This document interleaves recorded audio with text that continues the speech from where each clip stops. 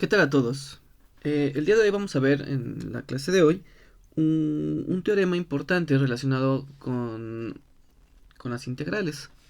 En general, hablando un poquito de los videos anteriores, lo que se había hecho para demostrar que una función era integrable era a partir de una partición, bueno, era por medio de una partición, en la cual lo que se hacía era tener la partición y en general en los ejemplos que estuvimos viendo era obtener como una partición que estuviera indexada por un número n y hacer como los pedacitos más pequeños, ¿no? En general esa era la idea. Sin embargo, había que meter como ciertos conceptos de supremo e ínfimo y calcular estas L sub f y U sub f, bueno, U de f y L de f, en donde pues eran los supremos e ínfimos de todas estas sumas inferiores, ¿no? Entonces creo que en este criterio que se conoce de integrabilidad está más enfocado en que es útil para demostrar los teoremas subsecuentes. Entonces, este teorema que se va a demostrar en este video es más enfocado a la parte teórica que a una parte práctica. O sea, igual la parte práctica también funciona. Sin embargo, es como que el método o lo que aporta el teorema tal cual no es tan fuerte para un ejemplo práctico, pero sí va a ser fuerte para las propiedades de las integrales. Bien, entonces en este caso vamos a ver lo que se conoce como criterio, o el criterio de integrabilidad de Riemann. Integrabilidad de Riemann. Vale, entonces, pues es este criterio de integrabilidad, se puede ver también como un teorema, dice lo siguiente, ¿no? Sea A y un intervalo de A a B y sea f que va del intervalo a los reales, una función acotada. Una función acotada en I. Entonces, f es integrable si y solo si para todo epsilon mayor que 0 existe una partición que tiene como subíndice epsilon en el conjunto de todas las particiones del intervalo, tal que U de f de p sub epsilon menos L de f de p sub epsilon es menor que epsilon. ¿Ok? Esto dice el teorema. Este es un criterio de integrabilidad que fíjense que toma un aspecto muy parecido, o bueno, se empieza a tratar con estos epsilon, que se parece mucho a lo que era el límite de funciones, si recuerdan un poco, o el límite de sucesiones. El caso de aquí, lo que está contando este teorema, o este criterio, es que me da una relación entre decir f es integrable, y me está diciendo qué es lo que se necesita, aparte de lo que ya habíamos definido como integrabilidad, para que demostrar que esto también es integrable. Entonces, la idea principal es eso. Estamos ya no dándole tanto criterio a agarrar una partición en específico, sino demostrar a partir de esta definición que existe alguna partición. Una partición y que se debe encontrar pues cierto resultado. En este caso, esta desigualdad que está aquí. Entonces es un criterio diferente para saber que AF es integrable. Nuestra definición de que F es integrable, pues bueno, es que tanto la suma LF como la UDF son iguales. Eso lo habíamos definido como integrabilidad. Sin embargo, este es un criterio diferente a ese para demostrar que algo es integrable. Ok, entonces, pues nada más es recalcar eso, que bueno, como es un sí solo sí, hay que hacerlo por ambos lados, y que es un criterio diferente al que se conoce.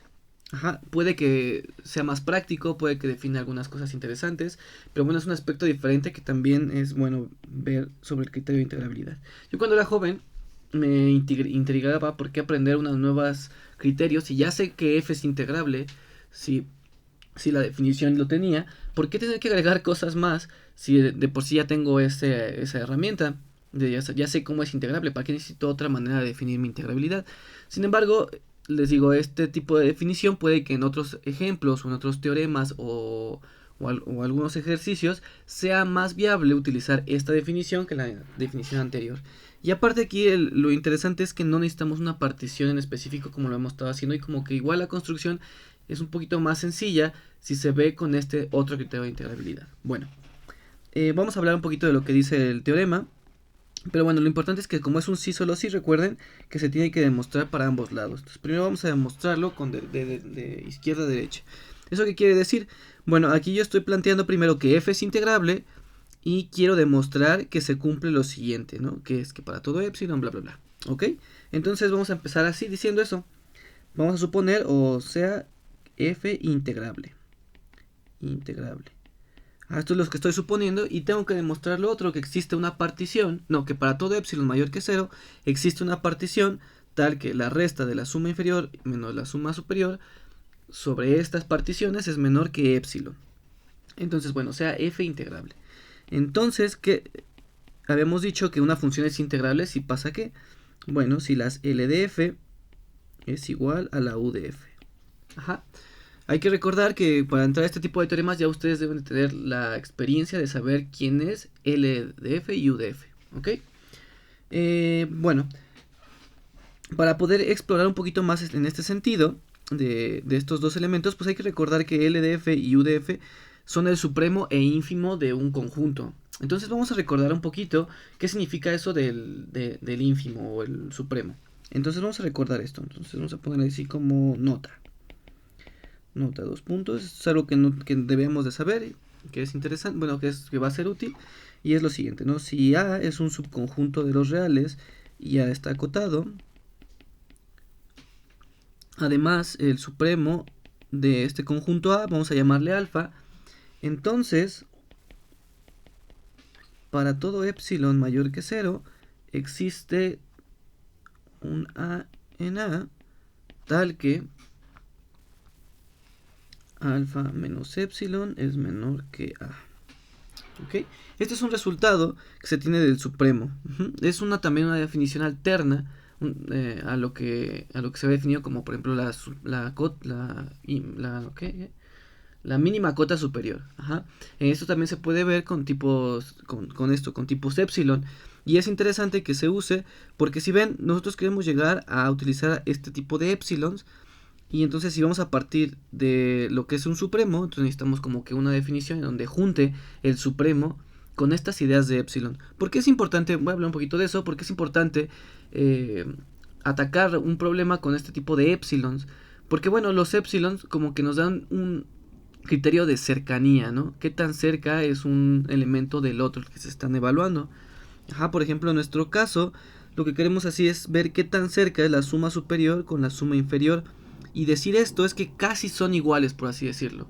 O son tan cercanos que no importa qué número yo piense, esta resta siempre va a ser menor que este número. Entonces imagínense, este U menos este L, es tan pequeña su diferencia que cualquier número que ustedes crean, ese número es más pequeño.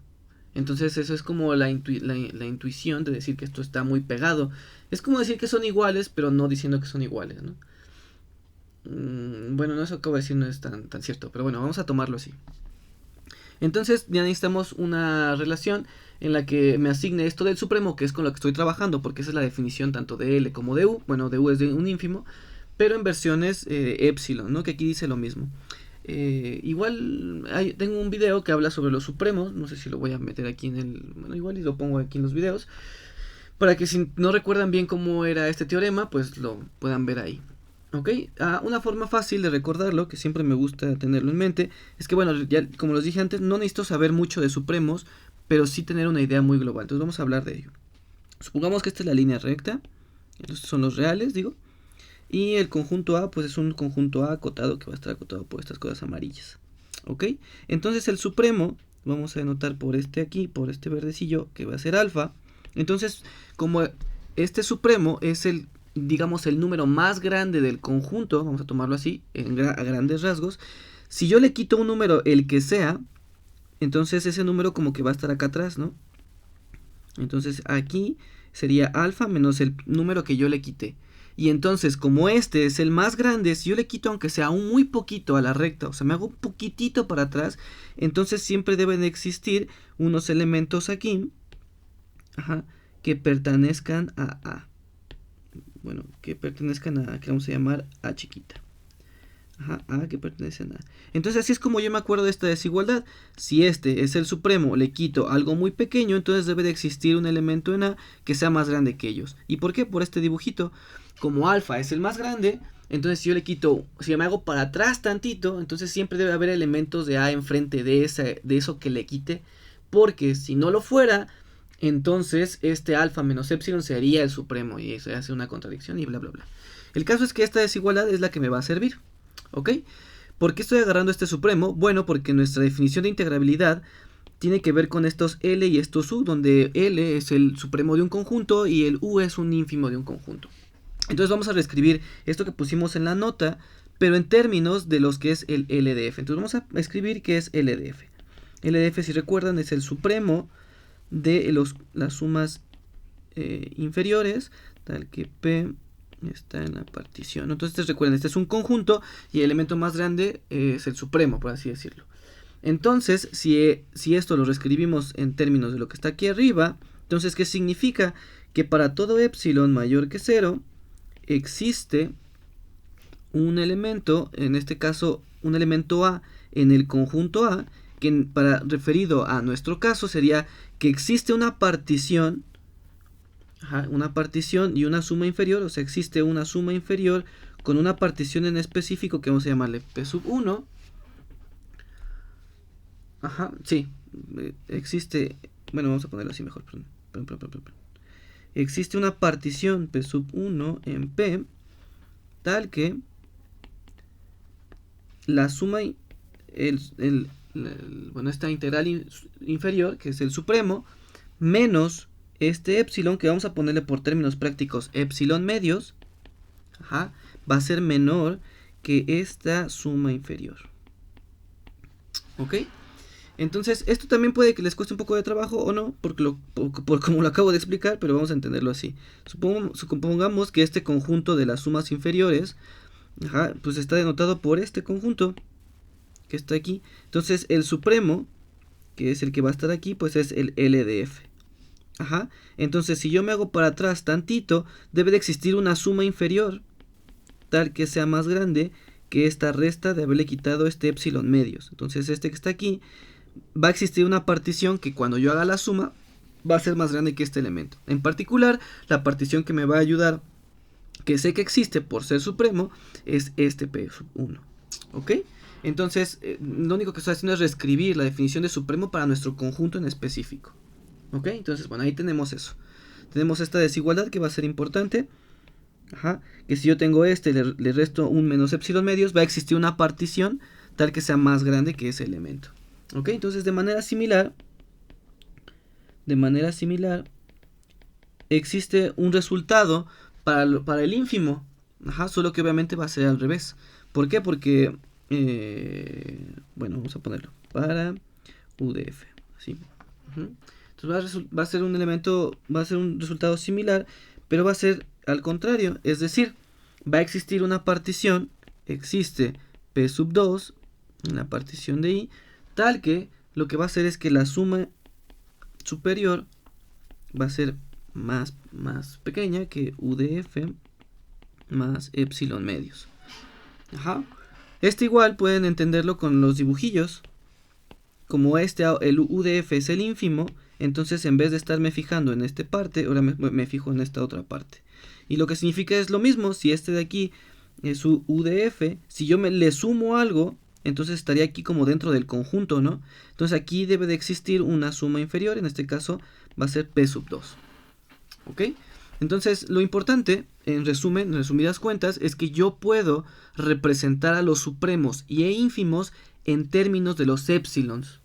Ajá, y las desigualdades que me lo asignan son estas dos. Esta que tengo aquí y esta que tengo acá. Entonces, vamos a ponerlas aquí para que las vean. Y entonces, vamos a poner aquí, se tiene que la suma inferior de f menos epsilon medios LF de P sub 1. Ajá. Y la otra es U de F P sub 2 menor que U de F más epsilon medios. Entonces aquí hay un detalle, que tengo estas dos desigualdades que me gustaría como sumarlas, ¿no? O tratar de interactuarlas entre ellas para poder como... Porque recuerden que el objetivo final es ver una resta entre esta U de F y esta otra L, ajá, con la misma partición y relacionarlos con un epsilon. Entonces, si se dan cuenta, es lo que estoy tratando de hacer. Agarrar desigualdades que incluyan los epsilons, que incluyan una suma inferior y que incluyan una suma superior. Entonces ya tenemos casi todos los ingredientes. Sin embargo, no podemos evaluarlo tal cual porque estas particiones de aquí son diferentes, ¿no? Y aquí en nuestro resultado, bueno, en lo que queremos demostrar, es la misma partición P sub epsilon. ¿Ok? Entonces, al ser la misma partición, hay que hacer algo a estas desigualdades para que se conviertan como en la misma partición. Entonces, ¿qué es lo que se hace? Vamos a ponerle así, tomando una partición que va a ser igual, que esta sí ya va a ser la P sub epsilon, que va a ser la unión de estas dos particiones. Ajá.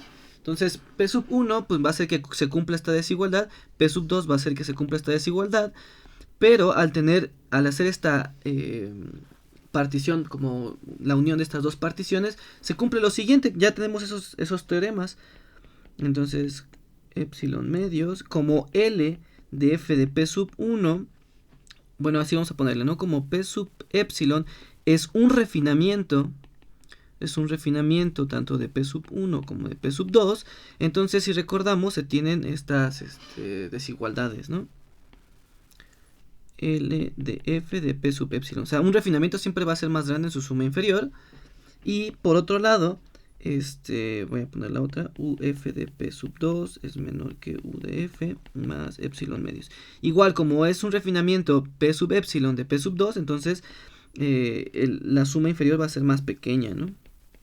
¿Sí? Por eso son todos esos teoremas, para poder llegar a estos teoremas más complejos que utilizan ya teoremas anteriores o lemas anteriores. Entonces, fíjense, ahora sí ya tenemos esta desigualdad que la podemos reescribir de la siguiente manera. Vamos a ponerlo así. L de F menos epsilon medios menor estricto que L de F de P sub epsilon.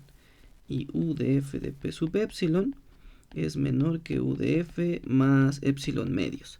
¿Sí? Si se dan cuenta, lo único es la misma relación, solo que ahora ambas desigualdades ya están trabajando con el mismo epsilon. ¿Ok?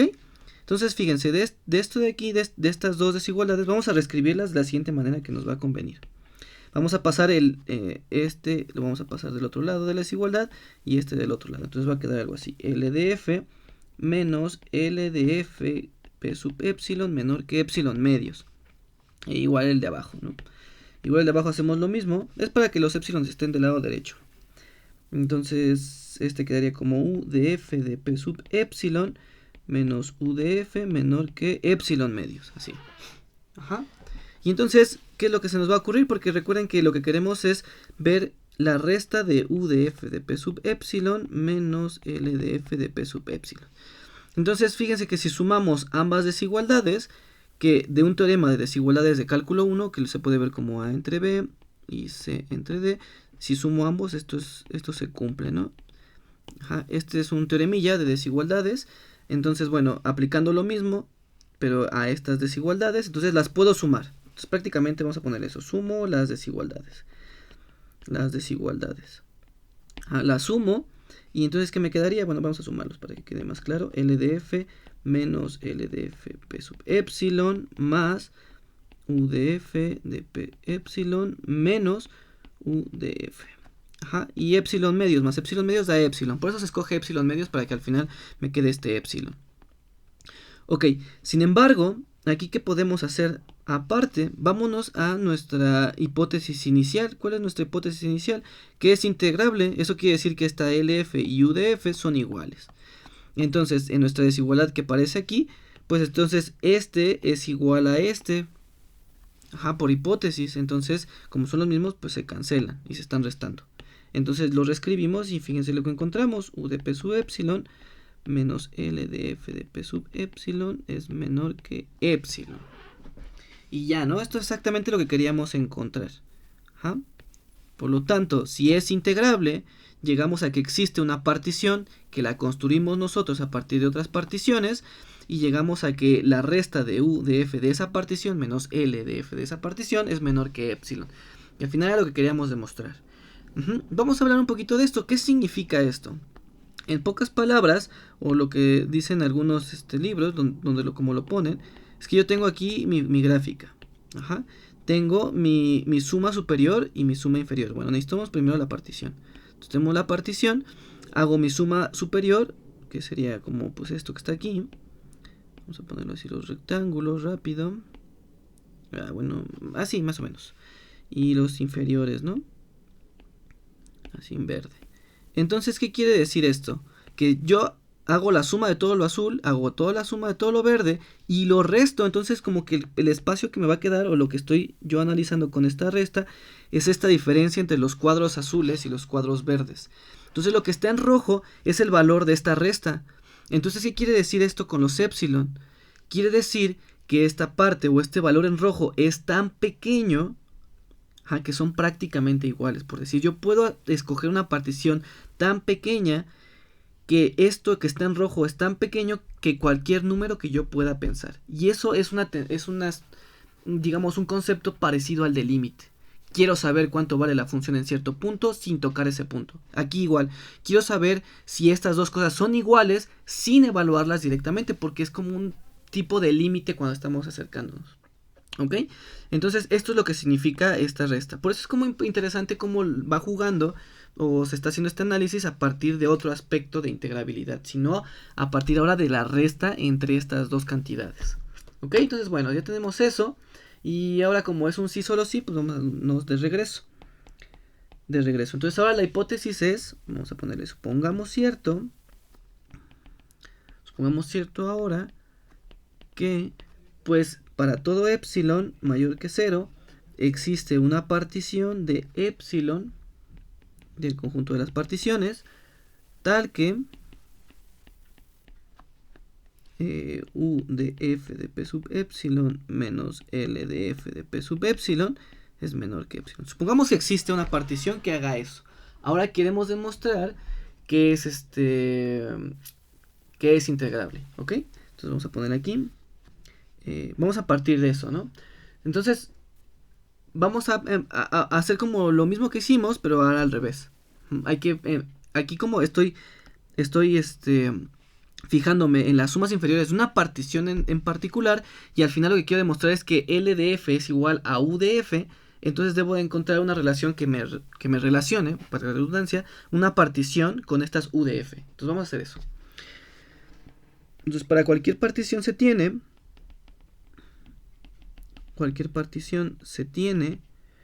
que L de F de P sub epsilon es menor o igual que L de F. Entonces aquí estoy relacionando una suma inferior con una partición en particular y esta otra con con lo que es la integral inferior. Y por otro lado tenemos esta otra desigualdad. Tenemos eso. Y ahora fíjense, queremos utilizar lo que tenemos como hipótesis, que es esta resta. Entonces queremos ahora también como ver la resta, pero entre estas dos, ¿no? Entonces para hacerlo vamos a... será como más sencillo. Bueno, esta de aquí la podemos ver. Si todo multiplicamos por un menos, fíjense que esto quedaría así, ¿no?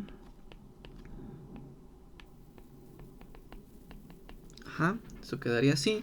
Y a esta desigualdad se la puedo sumar a esta otra desigualdad, ¿no? Y fíjense que queda. Queda u de f menos l de f menor o igual que u de f de p sub epsilon menos l de f de p sub epsilon. Y ahora, como por hipótesis que estamos tomando por cierto, esto es menor que epsilon, entonces esto es menor que epsilon, ¿no? ¿Sí? Entonces ya tenemos eso, ¿no? Lo que implica que u de f menos l de f es menor que epsilon. Vale, entonces aquí podemos utilizar el siguiente resultado. Es un tanto raro, Pero bueno, vamos a ponerlo así, ¿no? Entonces ya tenemos que esto es menor que epsilon. Pero sabemos que la integral superior siempre va a ser más grande o igual que la integral inferior, ¿no? Ajá, esta desigualdad siempre es cierta. Por lo tanto, u de f menos L de f es mayor o igual que 0.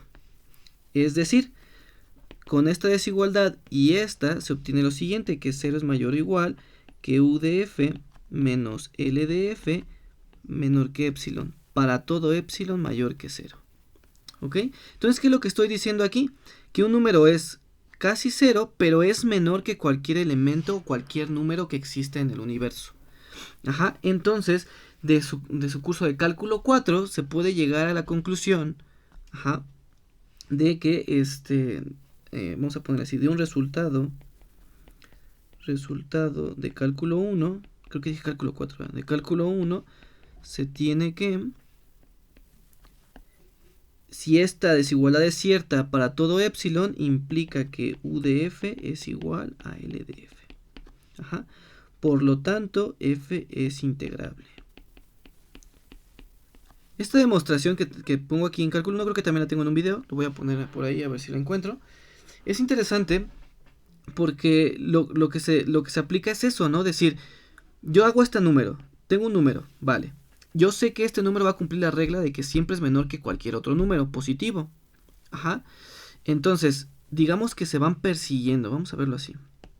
No sé para qué les hablo esto, pero bueno, a lo mejor es interesante. Entonces, el juego es el siguiente. Tengo un número, ustedes me dicen un número, por ejemplo 10, ¿no? 10, y aquí epsilon igual a 10. Entonces este es 10, y entonces yo les digo, mi número debe ser siempre menor que este 10, ¿no? Entonces pues puede estar en todos los elementos que están aquí. Ajá. Entonces como que van encajonando y van encontrando mi número. Por otro lado también digo que debe ser positivo. Entonces debe ser menor que algún número que yo piense, pero positivo, o sea, mayor que 0. Entonces ustedes me dicen, bueno, entonces está aquí, pero quiero acortarlo y encontrar exactamente quién es mi número. Entonces ahora yo digo un epsilon igual a 1. Entonces esto se va recortando porque todos los números estos ya no entran en ese juego. Entonces nada más van quedando estos que están aquí. Ah, pero también puedo decirte epsilon igual a un medio. Entonces ahora se va recortando aquí. Ajá, ¿por qué estoy diciendo eso? Porque según esto se cumple para todo epsilon. Entonces yo voy tratando de encontrar el número que va a cumplir con esta restricción. Que sea positivo, pero menor que cualquier número que yo piense. Entonces así se pueden ir hasta pensar en números muy pequeños. Y mi número todavía es más pequeño que eso. Entonces al final nunca voy a poder dar un número tan pequeño. Ajá.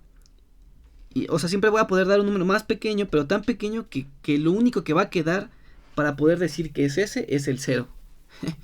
Está raro, ¿no? Es un poco el concepto de eso. Bueno, creo que en el video lo explico un poco mejor. Por lo menos está demostrado. Este es como un planteamiento heurístico, diría mi profesor de física. Entonces, bueno, este teorema ahora ya nos dice otra manera de saber que algo es integrable. ¿Ok? Que algo es integrable. Y bueno, no me gusta decir mucho esto, pero bueno, no es muy importante que sepan cómo se demuestra. Es importante entender cuál es el concepto de cómo puedo ver diferente la integrabilidad. Sin embargo, el siguiente corolario, ajá, es uno de los que nos pueden ayudar a decir, bueno, ¿para qué quiero saber más cosas? Y si de qué me va a ayudar para mis ejercicios, ¿no? Entonces, bueno, el corolario es el siguiente. Sea y B y sea f de i a los reales. Una función acotada.